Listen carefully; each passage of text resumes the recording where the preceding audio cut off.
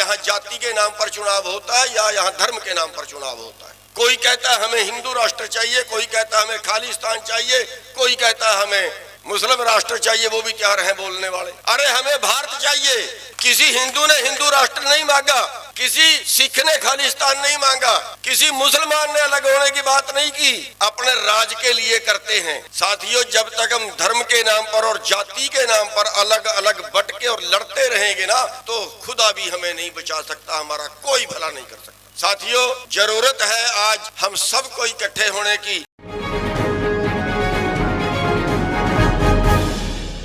साथियों, कई 100 साल पहले गुरु गोविंद सिंह जी ने कहा था, राज बिना ना धर्म चले है, धर्म बिना सब दले मले हैं। आज हम जिस पोजीशन में हैं, हमारी उस पोजीशन का जिम्मेवार राज है, सत्ता है। और इस राज को बदलने के लिए, इस सत्ता को बदलने के लिए हम शायद बहुत से मंचों पे मैं गया हूँ, हमारी जातिवाद की बहुत सी बातें आती हैं, लेकिन मेरे को ये लगता है कि एक के पास लंगोटी है, दूसरा नंगा है, और नंगा लंगोटी वाले से लड़ रहा है, छीनने के प्रयास कर रहा है कि लंगोटी मेरी है। हमारे कपड़े कौन उतार के ले गया, उस पे तो हम बात ही नहीं करते। क्या हालत है देश की। आज 22 करोड़ लोग देश में ऐसे हैं जिनको 2 वक्त की रोटी नहीं है, भूखे सोते हैं। 22 करोड़।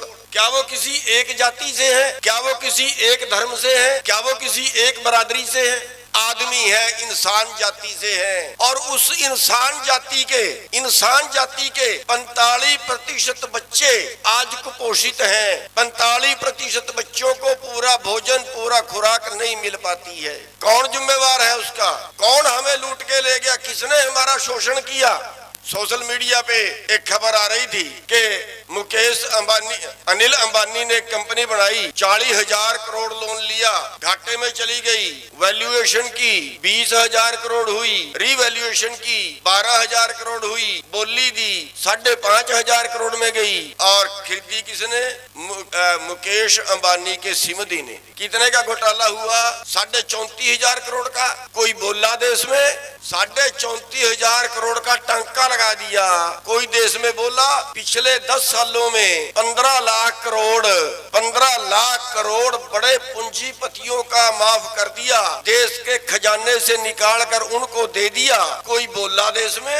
किसी एक जाति के लोगों का था 15 लाख करोड़, किसी एक धर्म के लोगों का था 15 लाख करोड़, या इस देश का था, या इस देश की जनता का था? शायद आप में कोई आदमी नहीं होगा जिसकी जेब से निकल के नहीं गया।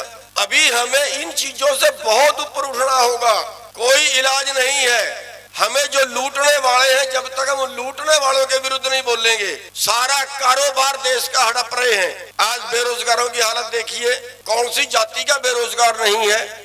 आज 500-500 रुपए के लिए नए बच्चे क्राइम कर रहे हैं, 500-500 रुपए के लिए। अरे हम बोलते क्यों नहीं? देश के स्मैक के कारोबार में, देश के नशे के कारोबार में अडानी शामिल हो गया, उसके अड्डे से नशा पकड़ा गया 30,000 करोड़ का। कोई बोला देश में? अरे कौन आएगा बोलने के लिए? भाई अमेरिका से बोलेगा कोई आके, या पाकिस्तान से बोलेगा आके हमारे लिए। अरे 30,000 करोड़ का नशा उनके अड्डों से पकड़ा गया, कोई कार्रवाई नहीं है। कौन कर रहा है देश को बर्बाद? कोरोना काल के अंदर पूरे देश की जीडीपी 24% नीचे गई, लेकिन अंबानी की आमदन 73% बढ़ी। 90 करोड़ प्रति घंटा अंबानी की आमदन रही। 1 घंटे के 90 करोड़, एक दिन के 2100 करोड़। किसका पैसा गया? वो आपकी जेब से निकल के गया, आपके हिस्से का गया, देश की जनता का गया। और बस वही राज से हो रहा है। ये राज जब तक आप नहीं छीनोगे तब तक बात नहीं बनेगी। और ये राज छीनने के लिए सब लुटे पिटे कुटे हुए का इकट्ठा होना पड़ेगा। एक आदमी ने बहुत अच्छा उदाहरण दिया कि बाजरे की खिचड़ी में अगर दूध मिलाओ तो मिलता नहीं है, स्वादिष्ट नहीं बनता। अगर बाजरे की खिचड़ी में लस्सी मिलाओ तो बड़ा मेल खाती है, स्वादिष्ट बनता है। क्यों? बाजरा मुसल के नीचे कुटा हुआ है और लस्सी मधानी के नीचे कुटी हुई है। जब तक ये किसान और मजदूर कुटे पिटे, जब तक ये इकट्ठे नहीं होंगे, तब तक आप राज छीन ही नहीं सकते। आज जनता का राज नहीं है, पूंजीपतियों का राज है। पैसे से सत्ता और सत्ता से पैसा, फिर पैसे से सत्ता खरीदते और फिर सत्ता से पैसा बढ़ाते। हमारे जिस जाति के एमएलए बने हों, जिस धर्म के एमएलए बने हों, जिस जाति और जिस धर्म के एमपी बने हों, एक बार एमपी बनने के बाद, एक बार एमएलए बनने के बाद 100 करोड़ का मालिक हो जाता है। कैसे हो जाता है?